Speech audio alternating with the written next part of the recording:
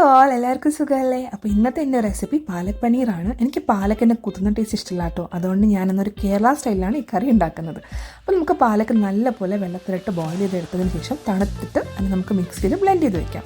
പിന്നെ മസാലയ്ക്ക് ആവശ്യമുള്ള സാധനങ്ങൾ നമ്മൾ എപ്പോഴും എടുക്കുന്ന പോലെ തന്നെ ഇഞ്ചി വെളുത്തുള്ളി പേസ്റ്റ്, സവോള, പിന്നെ നമ്മുടെ പൊടികളെല്ലാം കൂടി പിന്നെ ടൊമാറ്റോ പ്യൂരിയാക്കി എടുത്ത് മാറ്റി വെക്കണം.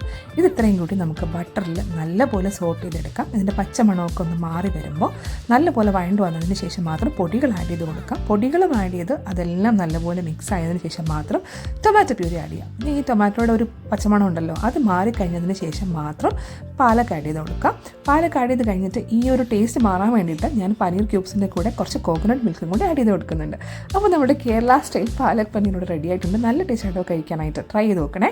അതിൻ്റെ കൂടെ കഴിക്കാൻ ഞാൻ അമ്മമാസ് ചപ്പാത്തിയാണ് എടുക്കുന്നത്. ഈ ചപ്പാത്തി ആക്ച്വലി നമ്മുടെ ആ ഒരു പ്ലാസ്റ്റിക് ചപ്പാത്തി റെഡി ടു ഇറ്റിൻ്റെ കിട്ടില്ലേ, അതുപോലത്തെ തോന്നാറില്ല.